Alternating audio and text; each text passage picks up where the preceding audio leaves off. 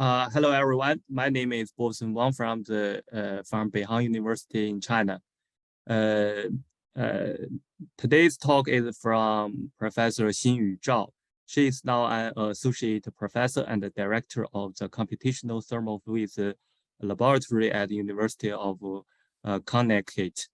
And she is also the director of graduate studies of School of Engineering at UConn and serves on the Eastern States section of the Combustion Institute Board.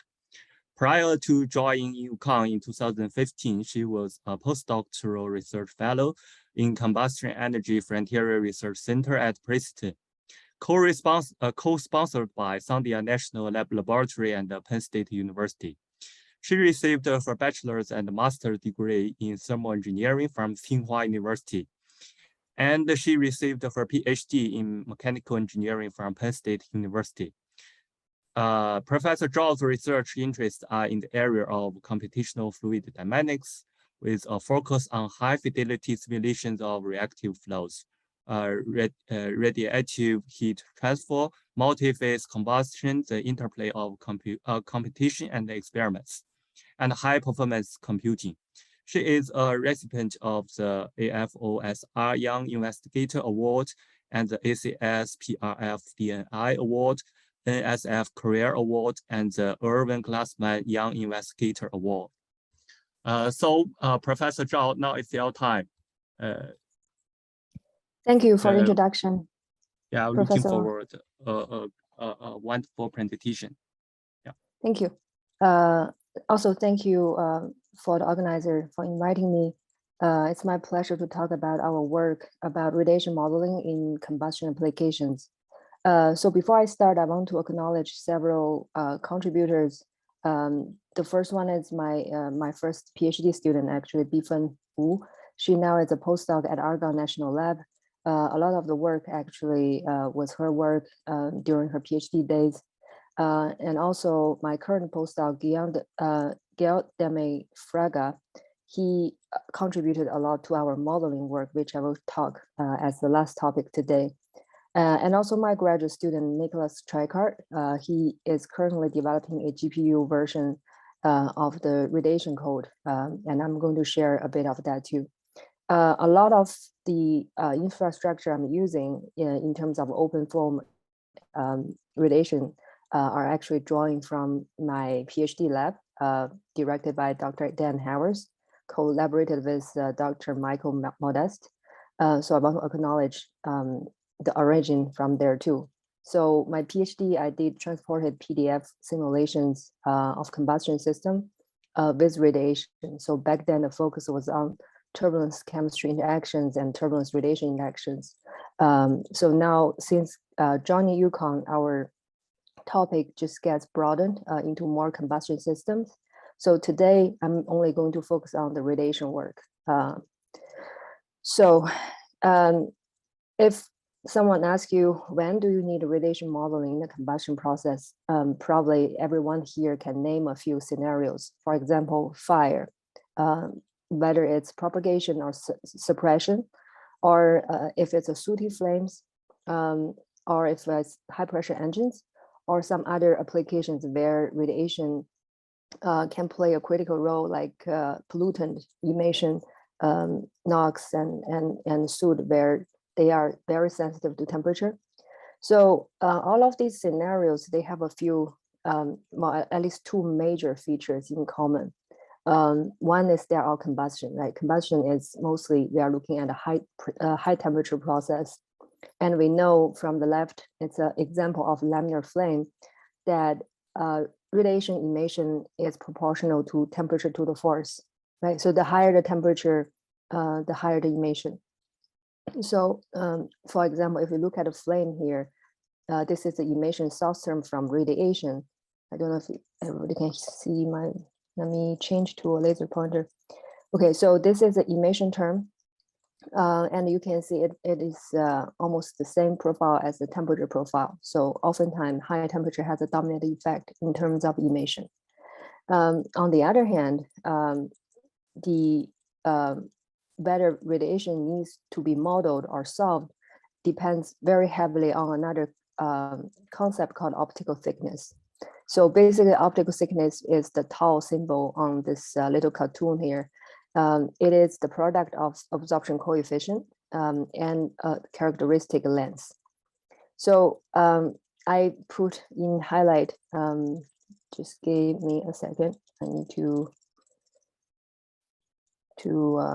change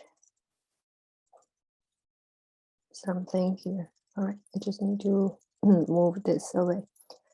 All right.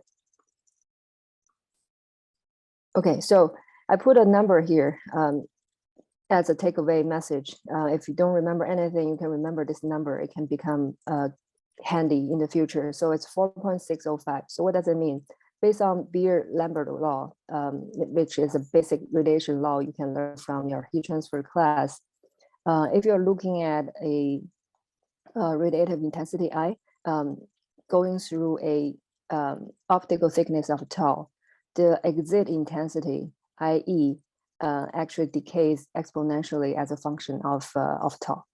So I put a few numbers here, right? So we often talk about optically thin, optically thick.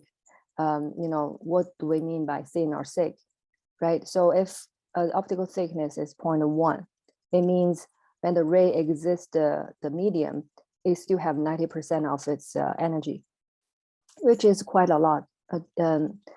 When tau equals to 2.3, that number drops to 10%. So it means 90% of the energy has been absorbed by this medium. And this magic number 4.605 is a 1% indicator. So basically when the ray exits the domain after 4.605 optical thickness, only 1% of the energy has left. So basically it means it's a very powerful law here. It means if you're looking at exit of this domain, it tells you medium or emissions far away than 4.605 actually really doesn't impact this point that much because it couldn't make it this far. So certainly we can call this optically thick, and the 0.1 we can safely call it optically thin. And everything in between is this murky area. You have to see the situation to decide whether you need radiation or not. So that's the characteristics of radiation in a combustion system. However, it's also tricky. Even if you know the optical thickness, you know the radiation source, you know kind of the emission term or absorption term are fairly large. But you still have to know how large they are compared to the rest of the physical processes to know whether your combustion application needs to model this term. So here I'm showing one example, which I will explain more towards the end. So this is a S-curve. Basically, every point here is a counterflow simulation at the respective scalar dissipation rate. So we tried several different models, adiabatic with optically thin approximation, with a gray model, with a non-gray model. And we are trying to compute the entire S-curve. This was done using FlameMaster. So we care about two limits. One is the higher extinction limits, and one is the lower extinction limits, right? So if you're looking at, say, for example, fire suppression, you probably care about the lower limits. And if you're looking at engine situation, like block body type of limb blow off, you're looking at high end. So what does this tell you? If you look at the source term, so this is the plot of the source term as a function of strain rate. So the middle plot is the net radiative source term, meaning say emission minus absorption. What you can see is the different models. So each line is the difference between the non-gray model with respect to the gray model. Well, the gray model with respect to the non-gray model. So we imply non-gray models are always more accurate, and I will come to that point a little later. So what you can see is the model difference becomes larger, especially for high pressure flame at larger scalar dissipation rate. So it tells you basically at this point, the model differences are the most significant. So it matters a lot whether you're using a non-gray model or gray model. However, what's going on here is if you look at this radiant fraction term, which is essentially radiation as a function of heat release rate, you see it's almost zero, meaning heat release rate at this point is so fast, radiation actually is a minimum number there. So although you have large model differences, eventually they get washed out when you try to look at any field variable like temperature, species. So if you look at the first plot, now this is the temperature difference, you will see at this high strain rate, you actually don't see much difference between the temperature. However, at the lower strain rate, there, the differences between model is not as significant. They still have a difference, but not as significant. But you can see this little difference get amplified at those lower extinction strain rate location. So it actually matters there more than the high strain rate. So this is just one example to say choosing a radiation model is quite tricky, right? So it depends on the radiation characteristic itself.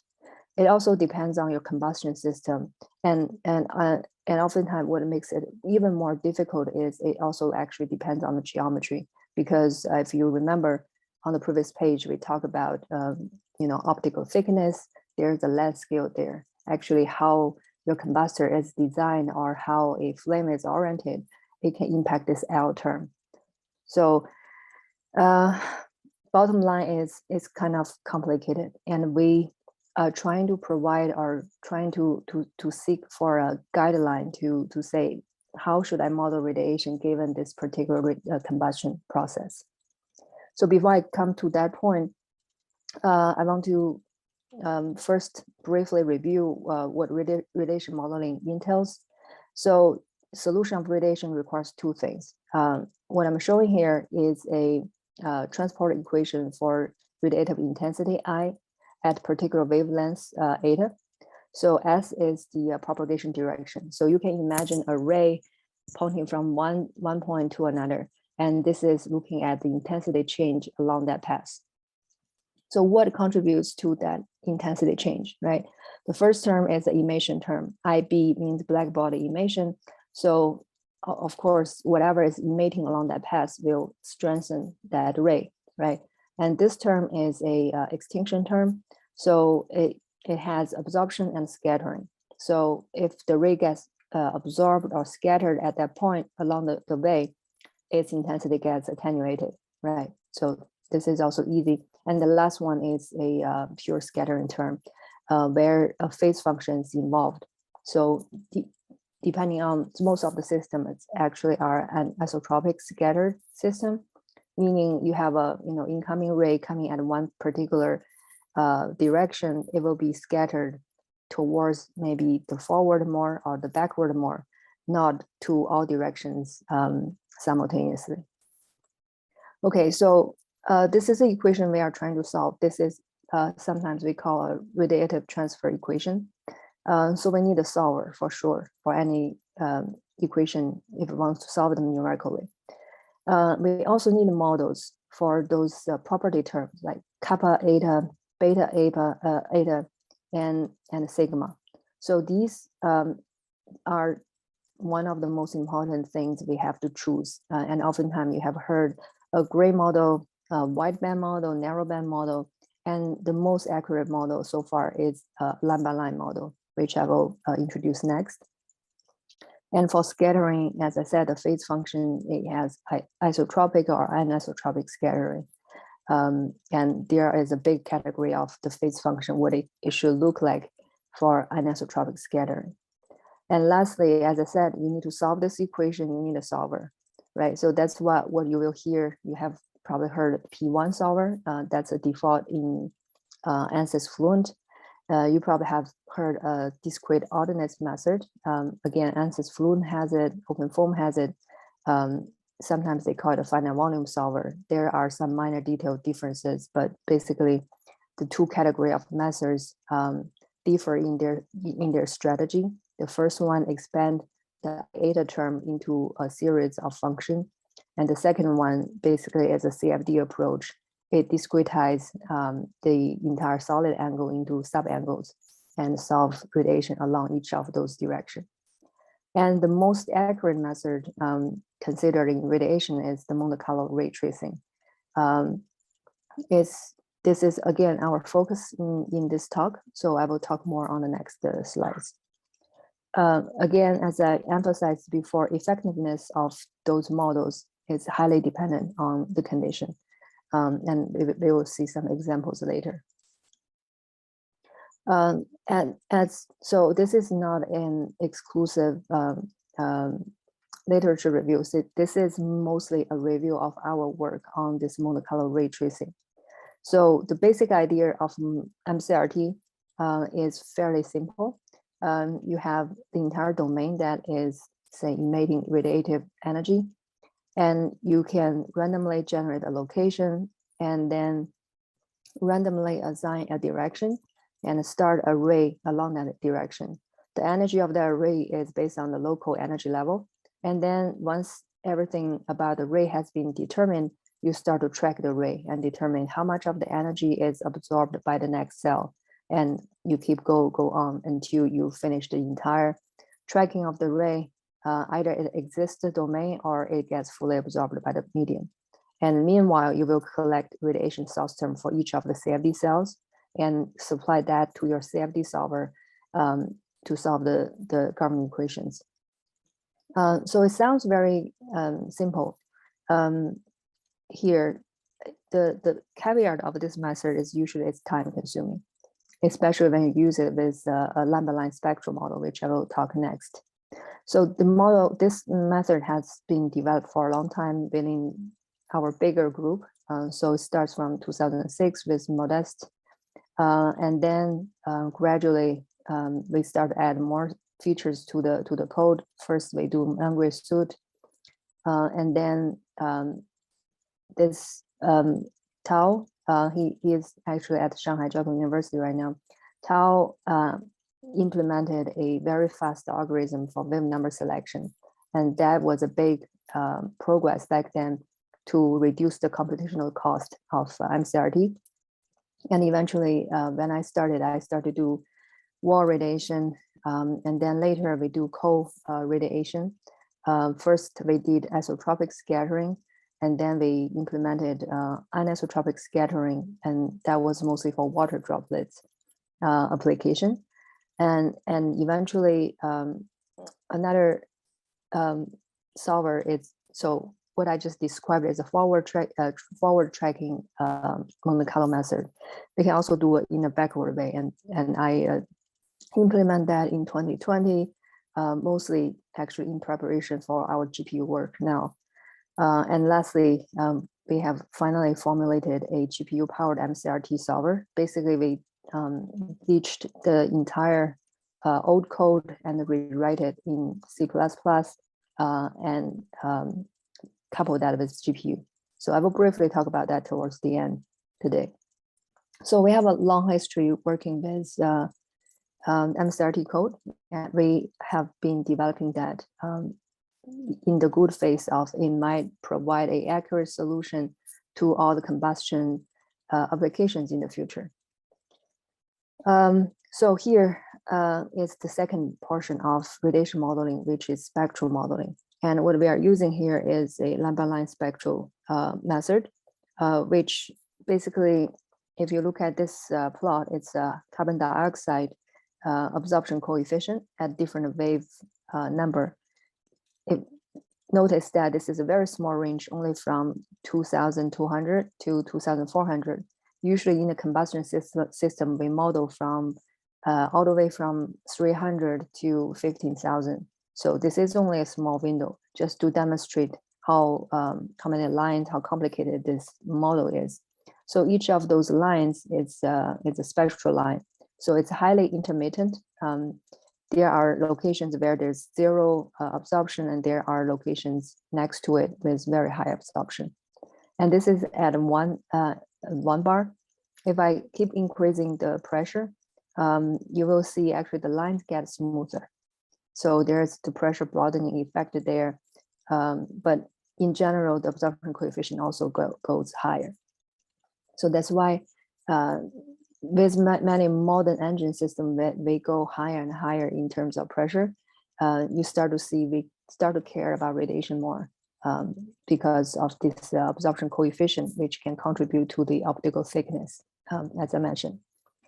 Not only does absorption coefficient a function of pressure, it's also a function of temperature. And as you can see here, again, with different temperature, there's different shapes of the function. Interesting feature is for CO2, at least it actually has higher absorption coefficient at lower temperature in general, right? So I will come to this point once we talk about a flame, and that will be an interesting feature for any flame actually. These models are very complicated, time consuming. So there are all kinds of reduced order models. And one of the noticeable one is the one from Penn State, where based on the insight from a simulation of an IC engine, they look at the emission spectrum of that engine, and they realize, really the strong radiation focus only are concentrated at locations. And they divided by 5 bands and created this band model, which gives about accuracy within 10% of this, 15,000 line simulation. So this is just one example. There are even more spectral models variety. I'm not going to, again, review everything today, but just to say our chosen method so far is this Laminar method. Because to study some physics that hasn't been reviewed before in the system. So the entire code is based on OpenFOAM. So that's the relevance of this talk to this seminar, I guess.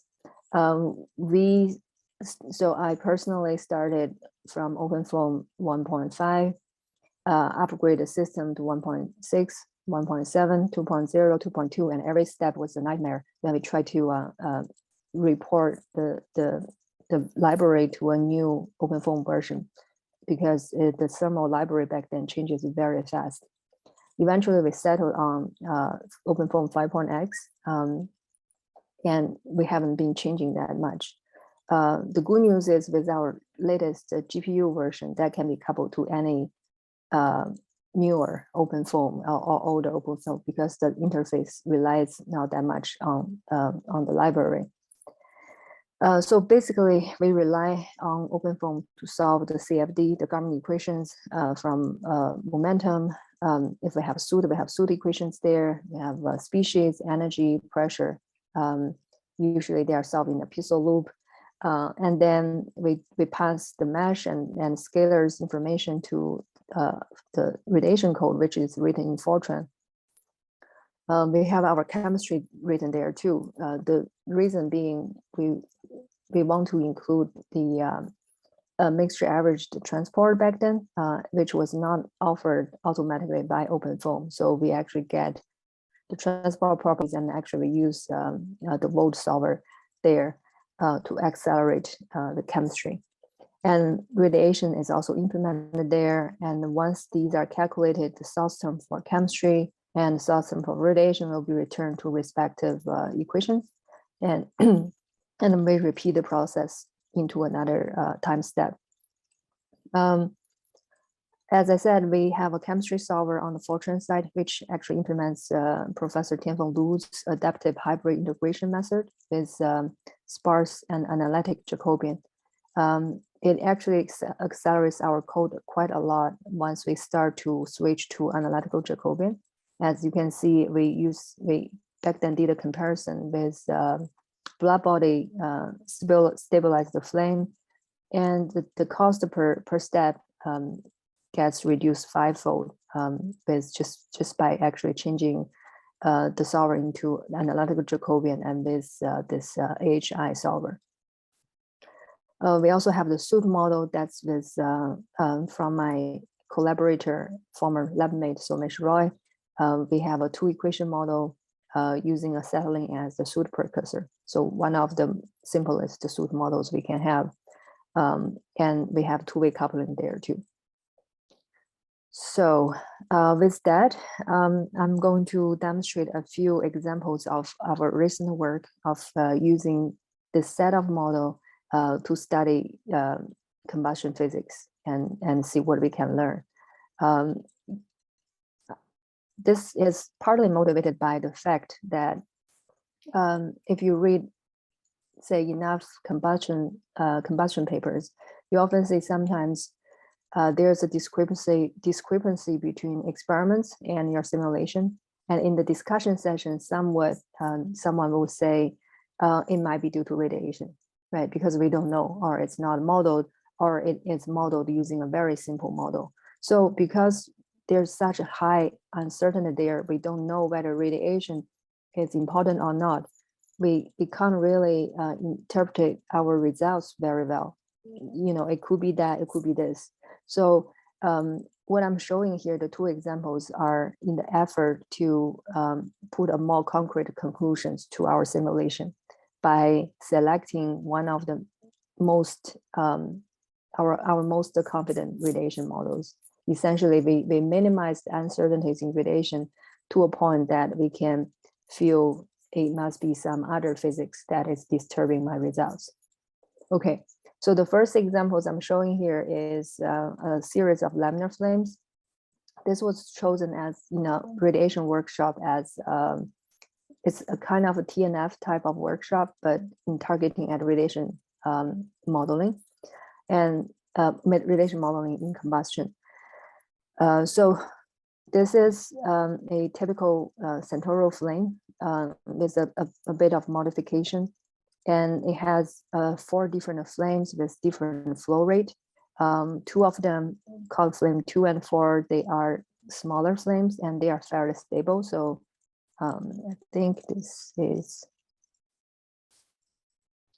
so this is a in video mode. So the first one is also a video. You hardly see any flickering, while this is flame 9, where the flow rate increases and we start to see flickering. And this is videos from our experimental partner from Brazil. So in terms of measurements, they have radiative heat flux that is taken at the side of the flame. They essentially transverse using a heat flux radiometer, and then they measure at each point. And that's what we are trying to compare with. Okay. And if you look at the radiant fraction, you can say roughly these flames are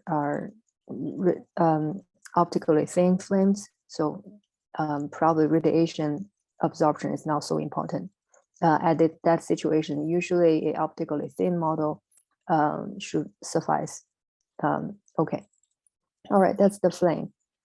And we try to select the best possible models for our flame. This is a mesh. It's a wedge in OpenFOAM, and we included a nozzle so we can reduce the uncertainties with inlet boundary condition. Gravity is considered. That's the benefit of using OpenFOAM 5.x. And we have mixture average transport models for differential diffusion. That is very important for laminar flames. And we have 2 different chemical mechanisms. One is a more ancient one, 16 species, and one is more recent one with acetylene chemistry. So we can do a soot simulation there. We use a 2 equation soot model and radiation model. As I said, we are using this MSRT lava line combination, which is expensive, but actually are affordable nowadays and can offer quite much insights. For comparison, we also do optically thin, and we also tried P1 for model comparison. All right, so the round 1 simulation, what we did is we include everything with radiation and no soot yet with this baseline chemistry model 16 species. And we just tried the 2 different boundary condition. One is adiabatic boundary condition. The other is non-adiabatic, which has a specified temperature profile. So if you look at this and you start to see, okay, the results from the adiabatic solution in both flames. So this is a stable flame, this is a flickering flame. So results from adiabatic boundary matches the experiments better in both cases. So does it mean adiabatic is a more appropriate boundary condition here? Well, when we look at the experimental configuration, it doesn't really look like it's a well-insulated inlet. So from all means, by all means, the non-adiabatic boundary conditions should be a more realistic one. So why a more realistic boundary condition gives worse results, right? So now at this point, we don't suspect radiation is wrong because we know radiation is 100% correct compared to, like, it has the least uncertainty here. So we start to consider other factor, right? Other factor here means could it be chemistry? So this is a kind of basic plot. We do try chemistry, SK16 and SK25, the blue, this black and pink lines here. You can see they are with identical radiation model. They are almost the same. So it's not chemistry either, at least not the two chemistry we tested, which we trust a lot, especially with the 25 species chemical mechanism. And so the next thing to try is maybe, it is soot. So the experimental paper didn't report any soot, or there's also no measurement of soot. But if you remember the image you just saw on the previous pages, they are fairly yellow flames. So in that situation, we suspect there might be some soot that is unmeasured. So we use this two equation model, which is a very reasonable model for laminar flames like this diffusion flame. And we realize, okay, once we do soot, it actually bump up the radiative flux, and it matches the experiments much better. Right, so the discrepancy we saw actually is, this indicates the soot is really important to be included if you want to match that radiative flux. So we made a recommendation to the workshop that soot modeling should be included for everyone to test their radiation model. Another feature, the last thing to observe here is without soot, if you look at this SK16 results, blue and black, their differences are small. So this is the difference between considering reabsorption and not considering reabsorption, right? So this OT solution, optically thin, doesn't require solution of this RTE. Reabsorption solutions require solution which is more expensive. You can see without soot, the difference between the two are small. And once you have soot, the differences between the two start to be a little larger than before. But overall, I would say these kind of laminar flames are still optically thin. And most of the time, you probably can get away with just a optically thin model without solving any RTE. Or if you want to solve RTE, actually P1 or FVDOM or Monte Carlo ray tracing, they can all do a fairly good job.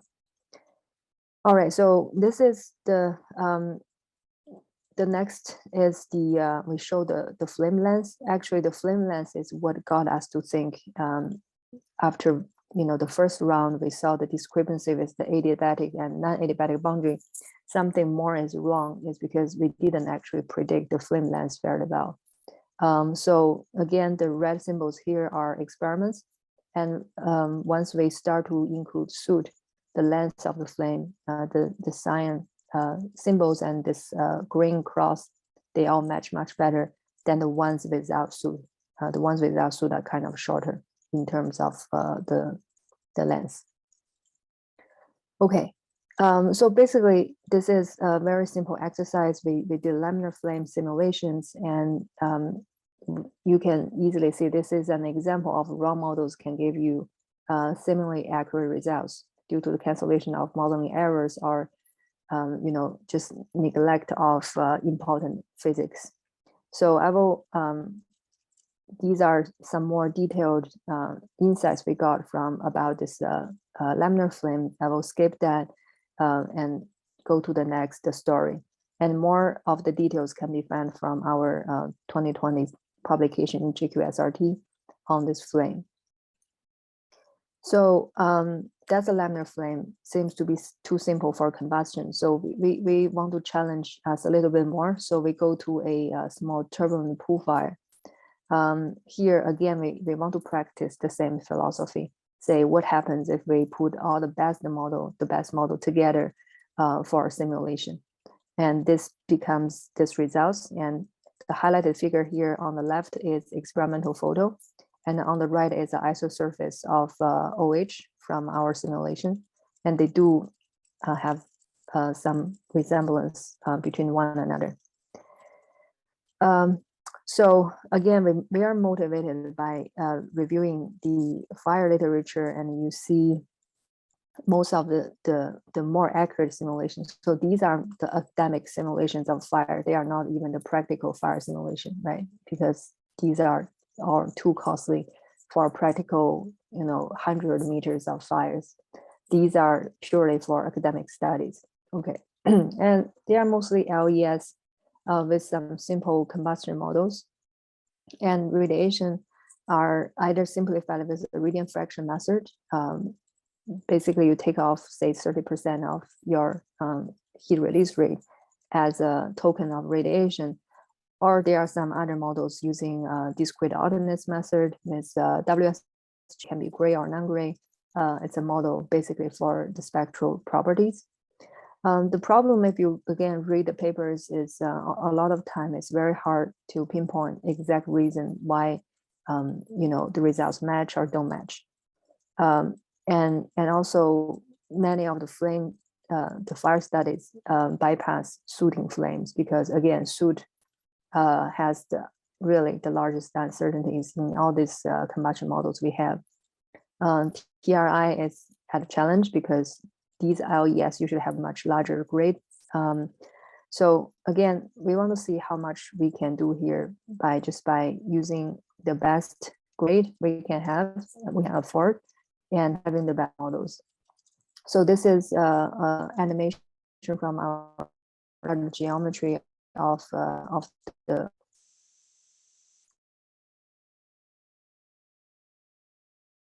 fraction very flame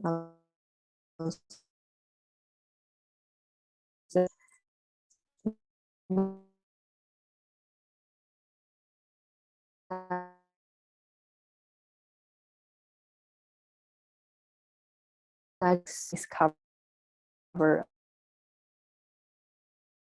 a few time limited resources just we put 1.1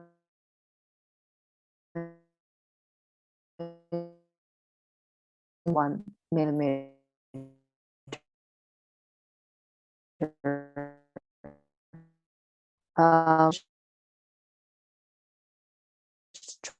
transport is the age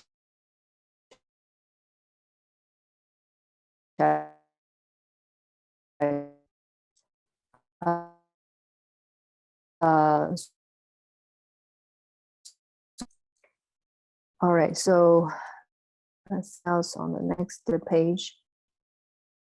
Okay, go too fast. All right, so this is the metal plane, instantaneous contour of what this flame looks like.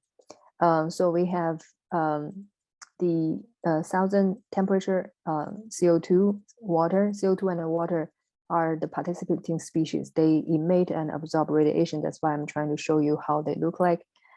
Soot volume fraction, again, this is another important feature here. And you can see soot usually are in much thinner layers compared to CO2 and water, and concentrated near the flame front. Combining all of them, you can compute the absorption coefficient, and you can see based on this contour, it's probably dominated by soot in many locations. Although these locations within the flame are filled up because of CO2 and water are there. And then this is the total emission at that snapshot and absorption at that snapshot. So if you look at the color bar here, emission is about 10 times the absorption. So it's not a very strongly absorbing flame, but it's there. All right, so it's a very old data, experimental data. So we can only compare to very limited things here. So puffing frequencies are reported, and we look at that, and we have a fairly good agreement there.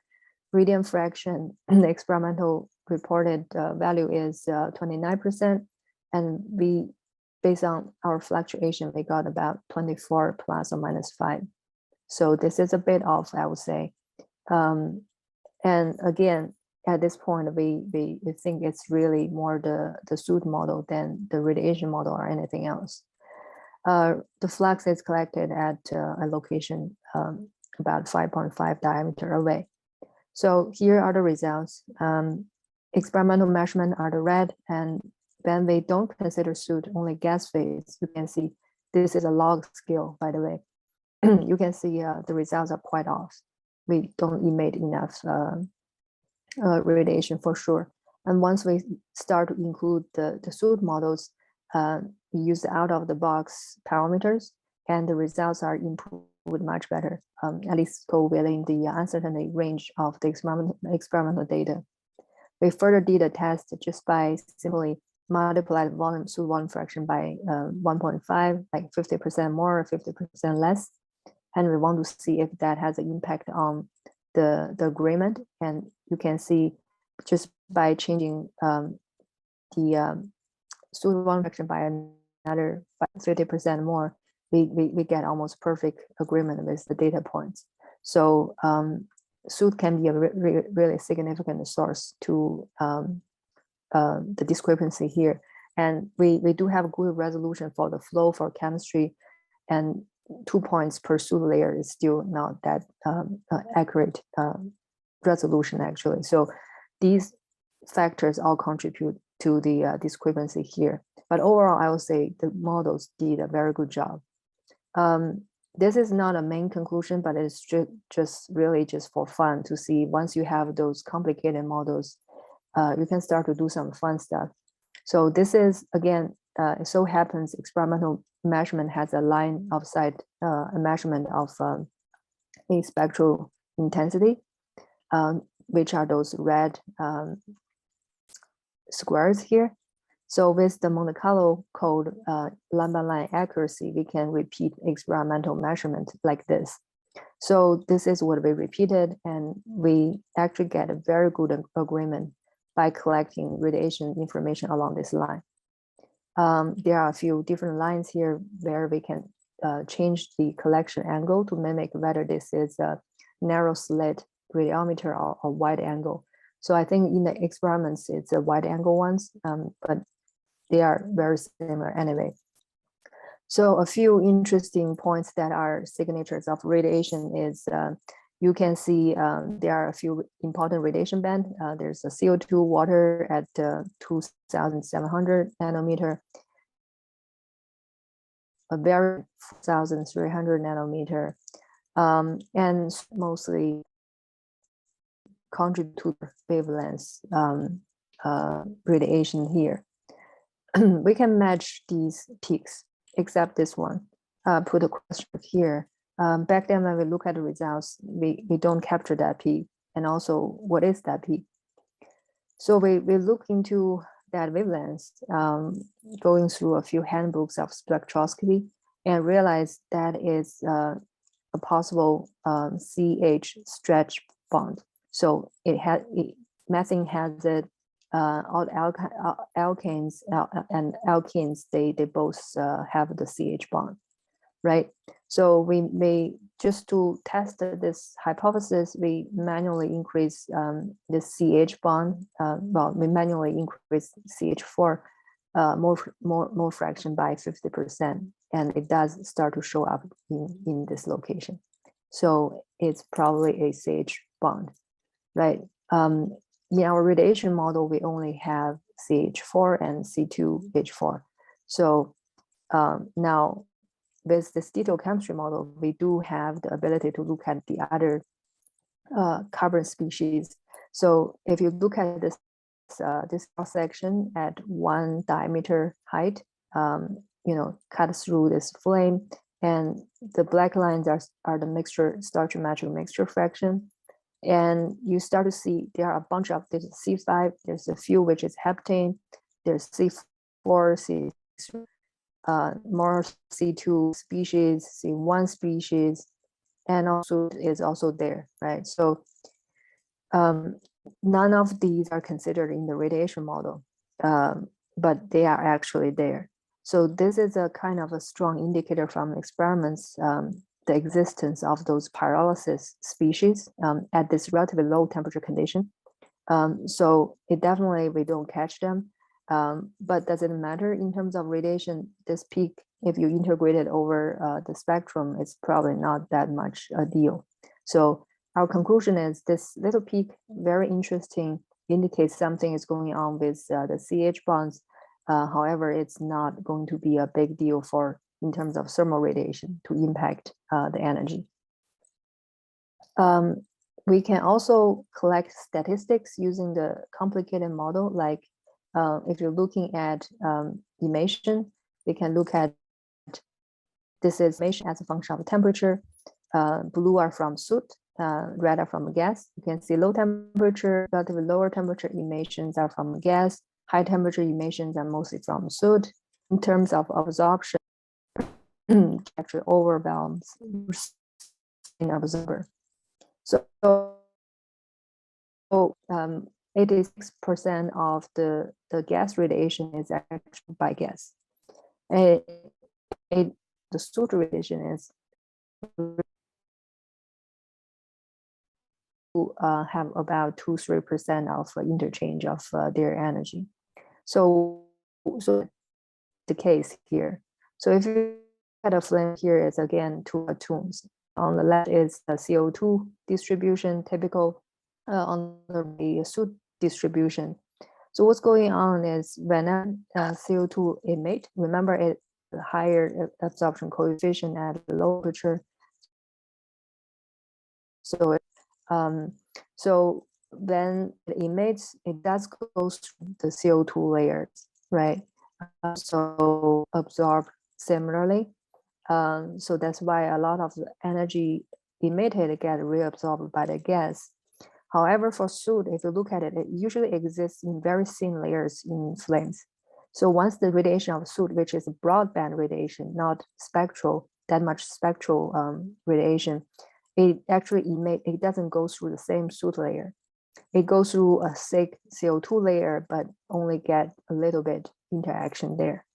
So this is actually interesting phenomenon we see in many sooting system is you can't define the whole system as a optically thin or thick system. It's actually very optically thick for the gas. It's actually optically thin for the soot.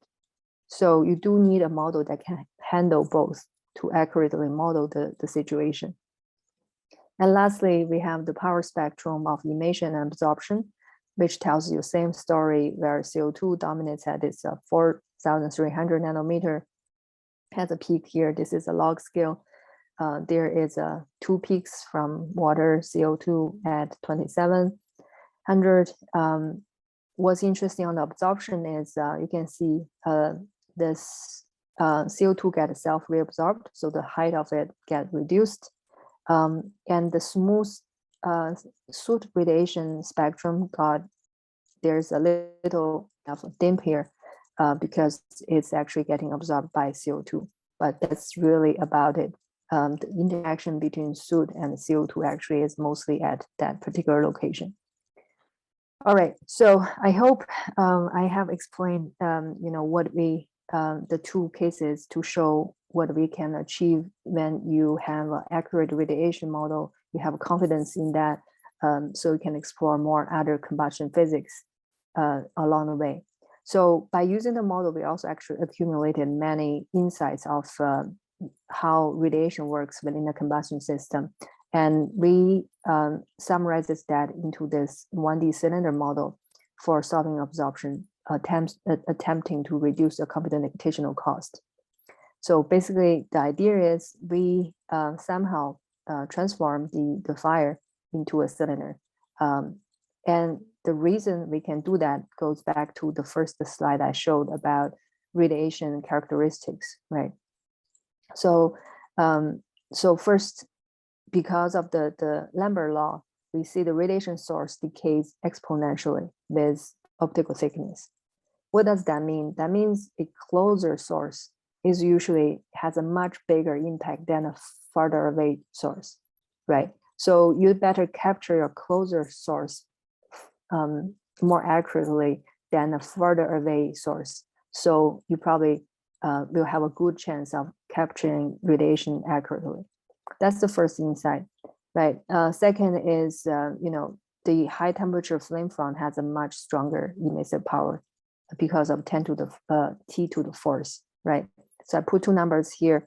A location at 1200 K versus 1000 K, in terms of emission, it will be 2 times more from 1200 K location. From 1800 K to 1000 K, the emission is 10 times higher. Also locations 1800 to 1200, you can see it's 5 times larger, right? So it's quite a significant difference. Although, the temperature changes linearly, the radiative source actually changes to the T to the fourth power. And that's another very important insight is, again, it's actually local absorption is more impacted by the higher temperature region than the lower ones. So that gives us some leeway to simplify radiation.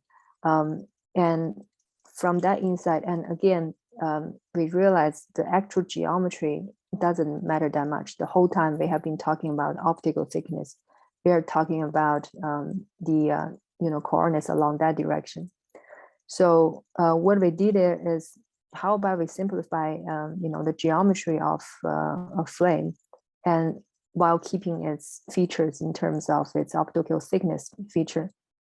And the benefit of mapping a flame to a cylinder eventually is this cylinder here has analytical solution. We don't need a CFD procedure to solve it. We can derive it and then implement it into any other CFD solver.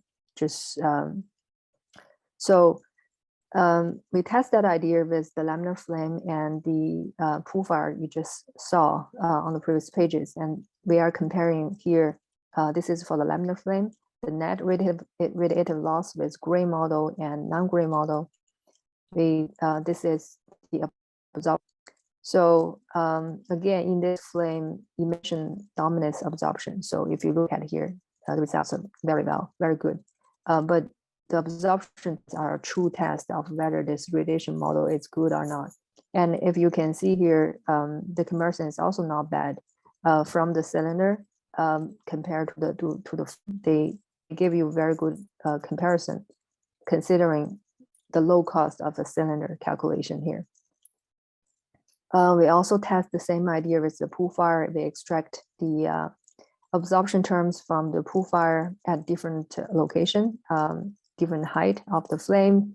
With the first row is only gas, the second row is with both gas and soot. And we can see for a turbulent flame and a much larger flame here, we actually also have a fairly good comparison from the cylinder model and the CFD with complicated MCRT results. So that's actually very interesting. And what we propose actually is this can be used as a radiation model if your solver doesn't want a full flange radiation solver. You don't want to implement all of that, or it can be actually used to study to provide a guidance of when you need to choose a better model. So as an example here, we couple this solver to flame master, and these are the S curves you have seen before. And these are reduced oxygen situation, which is a common scenario in fire again. And then we are demonstrating when. So you do see at the normal air condition, the difference between the extinction limits are not as significant as the lower oxygen condition. So that indicates at those lower oxygen condition, radiation modeling, especially like solving a correct radiative transport equation, a spectral model becomes more significant. And say here, it tells you non-gray model is should be used in that situation. So with that, that's all the work I want to show. And you can see that with the model, the MCRT Laminar approach, we can get a lot of insights from combustion system. The only problem is it's really costly. For the fire simulation, for example, back then, with the 33 species detailed chemistry, like we have radiation time is the same as the rest of the solver, basically. So it's very costly. So what we want to do here is we want to accelerate the process, and hopefully one day everybody can use the most accurate radiation model with their combustion application. So we stop saying it could be radiation in papers anymore. So with that in mind, we start this new development, and this is based on a package called COCOS, which is a program model in C++ for portable applications targeting at all major HPCs, and it can use, it provides, it actually handles the backend, the hardwares. So you can easily switch between using a CPU or a GPU there. So basically we put the radiation portion in this COCOS directory, and then we again solve CFD, the two still coupled the same way by passing the source terms and the field variables, and eventually this get repeat. So we got that coupled, the solver has been developed, and we verified them. We coupled the solver to OpenFOAM, verified using classical examples. On the left is 1D plane parallel medium, which is what every radiation person does when they have a new model, is have a slab of uniform medium, and then you try to study the radiation absorptions from your solver. And this is, we have 3 tests here. The results from the new solver matches the analytical solution very well. We also test the scaling as a Monte Carlo method. The error actually decreases as a function of square root of n. So we also test that, it matches the scaling rule. And we also, this is part of another project. We have trying to look at a backward facing step combustor. This is a fairly low temperature cold case, just to test the solver. And again, we compare the new solver to the old solver in terms of radiation solution, and they don't match. In terms of computational cost, so far this new solver reduces the cost by about 8-fold, which is significant. And this is, again, this is not GPU yet. So this is because our local computer only have CPU. So this is a CPU comparison. So with GPU comparison for the 1D planar plate, we actually have seen performance of 50%, 50 times of reduction in computational time. Currently, we are working at getting the CPU, the parallel version working better. You can see it has a reduction of computational time here, but it's not as significant as we want it to be. So this is a work in progress. We are working on it, but I am fairly hopeful that we can have this application ready in the next few years, and couple that with combustion applications more. So that's the end of my talk. I hope I used 2 examples to show we use accurate radiation modeling in combustion applications. We can enable the discovery of new physics and offer some insights of combustion. And then with the latest development in cyber infrastructure with GPUs and other accelerators, I think affordable and accurate radiation modeling is definitely possible for the next few years. I will stop here, and these are the main references that provides results to this talk. And I want to acknowledge funding support from FM Global and the Office of Naval Research for some of the results.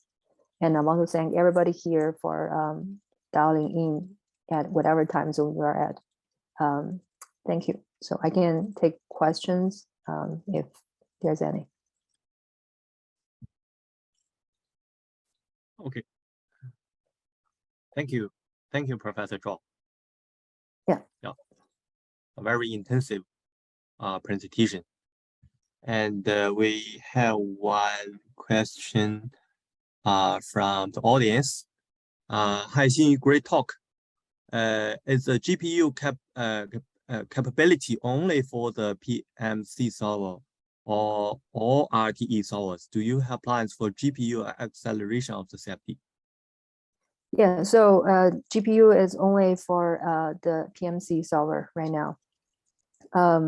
So the idea that we didn't do anything with say P1, P3 or discrete ordinates, mostly because my vision, at least, and all my group member agrees with me, is in a few years, if the code is well written, we really can afford to use this most accurate solver for everything, and save the complications from other approaches. So that's why we focus our effort on PMC so far. Okay, thanks for your answer, and also thanks for the question from the Apan Saka. Okay, another question from Tao Yang. Thank you. Apan was my lab mate from Penn State. Okay. Yeah.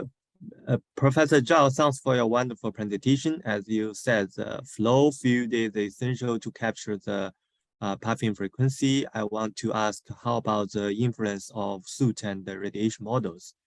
For example, how many percentage of frequency will be changed if no considering soot or no or radiation or both of them? Did you study the importance of soot and the radiation in different gravity conditions? Yeah, thank you. That's another very good question. It certainly does impact the puffing frequency, but I don't remember the number. You can email me. I can send you a number afterwards, or there might be buried in the paper too. In terms of the last question, we have a recent publication with Yale University. So they have been having this tradition of doing shooting flame experiment in the International Space Station. So it's near zero gravity condition. So we do look at importance of soot and radiation there. It certainly has increasing importance in terms of radiant fraction.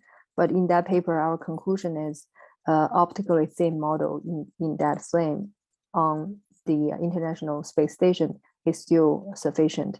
You kind of don't need a very complicated absorption model there, absorption solver there.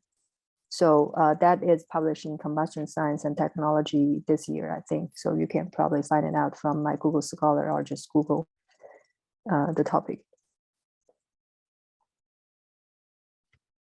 Okay, thank you for answer.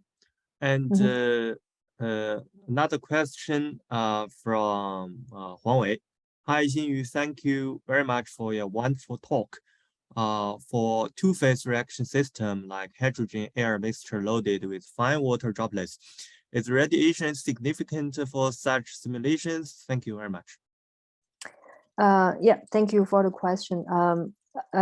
So it depends on what you want to do, right? So we did a water droplet, water mist simulation, but it's not a really coupled simulation. We only look at the radiation portion itself. So there we conclude the phase function is kind of important. It's an anisotropic scattering medium. You should have the correct models there to capture that radiation portion. I can envision that being really important when you have extinction. You want to consider flame extinction. Well, I guess that's why you put water in it, right? Or sometimes people put water in it just to help combustion. So in that situation, the radiation might not be that important. We also see the hydrogen air mixture, radiation in that mixture is also less important than hydrocarbon system, because water actually works more like an optically thin medium than CO2 in many situations. So overall, I would say it depends on what you want to capture, and also overall, like how your system is set up. But it can be important in the two-phase system. Okay, thank you very much, Xinyu. So for example, if the we consider hydrogen air detonation. Okay, so it is a detonation system. Okay, so how about for that kind of situations? Thanks. So we did one actually simulation, not simulation. We try to evaluate detonation back then. I don't quite remember whether it's hydrogen air or we also tried a Dodecane system. So basically the conclusion, so it's a 1D system like a ZND solution, but with multi-phase source terms in the ZND solution. So I had my student Nick implemented a optically thin model there just to see that's kind of the maximum amount of radiation you can take off, right? And see how much that impact the results. And back then, it doesn't really impact the detonation process too much. I think it might be because the heat release is so intense that the radiation portion is kind of minor compared to that. But certainly there's more work can be done, and we haven't looked at 2-dimensional or 3-dimensional configurations yet on that. Okay, thank you very much. No problem. Okay, I have a question. Sure. Professor Zhao, I want to ask the absorption coefficient of soot. How do you manage it or calculate it? Right. So there is a correlation. Somehow I can't say the name. It's a very long name. And it's a very, I think it was developed in the 90s. So basically it's a correlation of absorption coefficient. It depends on the wavelengths. It also depends on the soot volume fraction. So we are using that formula. That formula hasn't been changed much in the past 20, 30 years, actually. So that's one of the area soot can, soot radiation modeling can improve, is to improve that formula. So basically with that, and with the rest of the system, where radiation properties depend on the wavelengths, we actually have a non-gray radiation model for soot that way. Does that answer your questions? Yes, and that model considered the soot as a scattering material or isotropic. So for soot, we are talking about nanometer particles, right? Yeah. So for such a small particles, usually we use the really scattering limit. So it's really, we don't consider any of those anisotropic scattering, any of the phase functions. Those are not necessary. So it's really just really scattering medium for soot. Yeah.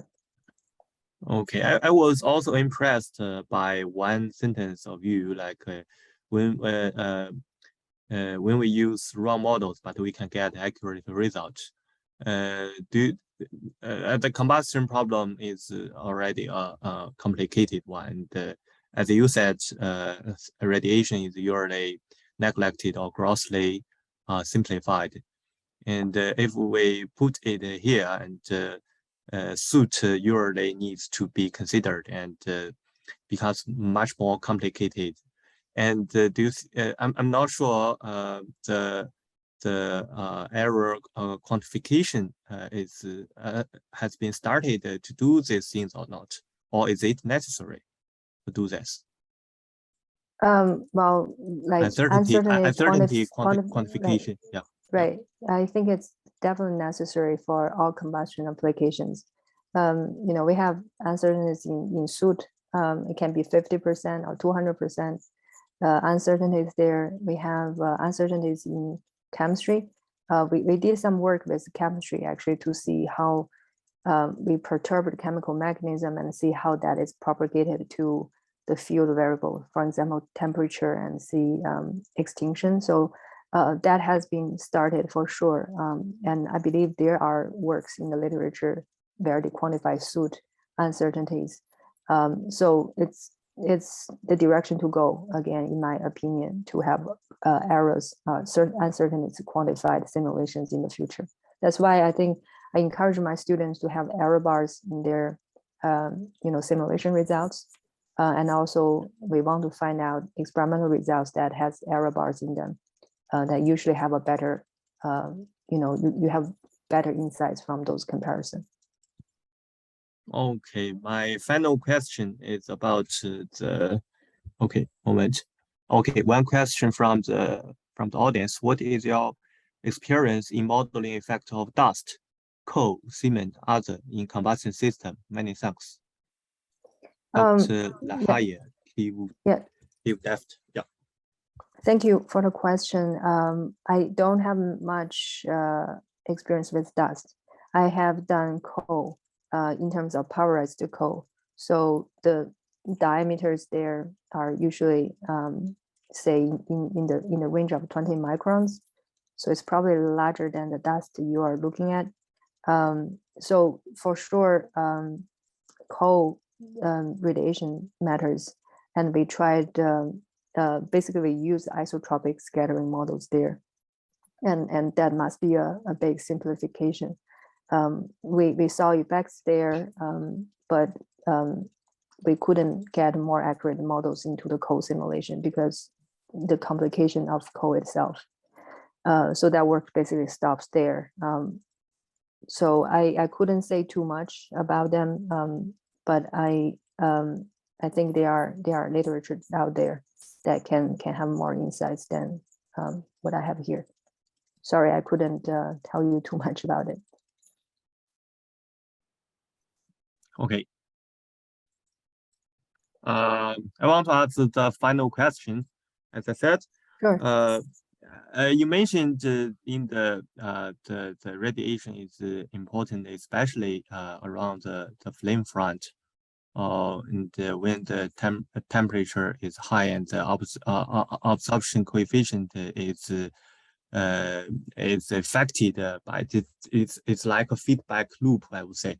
And then do you think, I'm not sure you mentioned, you talked about the turbulent filtering of the radiation term or not in your talk.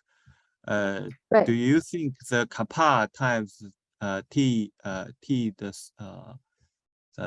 order of 4 is a problem in turbulent combustion? See my screen change. I want to highlight my postdoc here. He is a good expert on turbulent radiation interaction, and I have seen at my Penn State time, with or without turbulent soot interactions, you can have a very significant impact on soot production. So basically, anything that is sensitive to temperature will be sensitive to turbulence radiation interaction.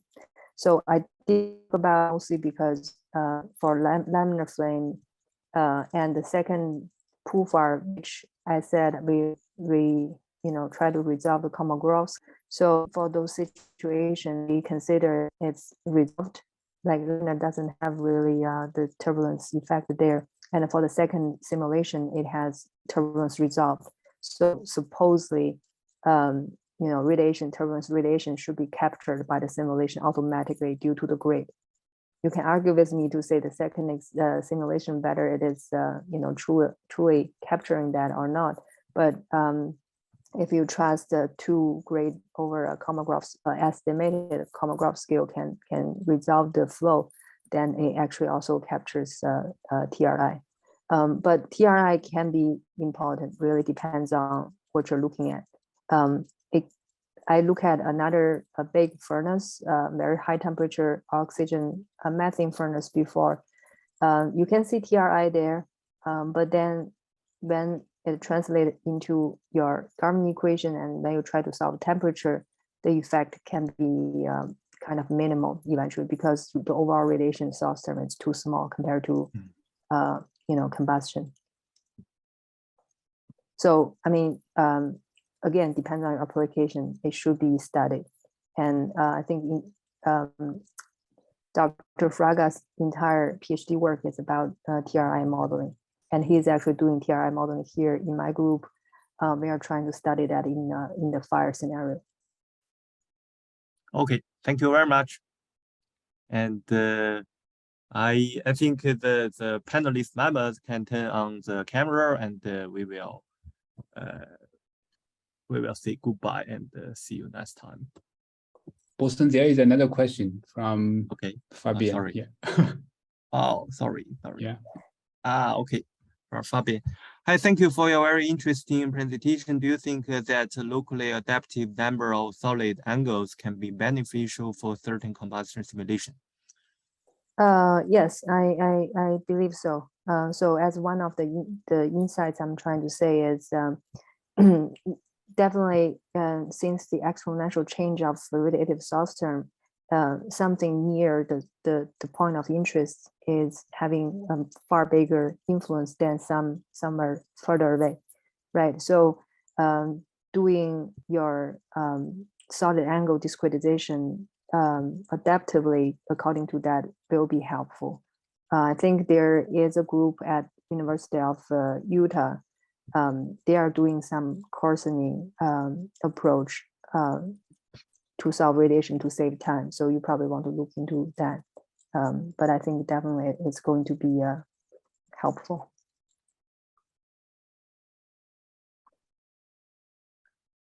Okay, thank you. Mm-hmm. Is there any questions?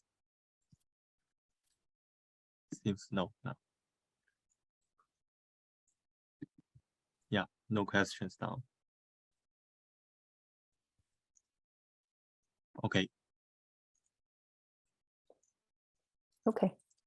Okay. Well, thank you everybody for showing thank up. You. Okay, thank you, Xinyu, for your very nice talk. Yeah. Thank you. Bye-bye. Thank you. Bye-bye. Thank you, everybody. Bye-bye. Thank you. Bye-bye. Thank you. See you next time.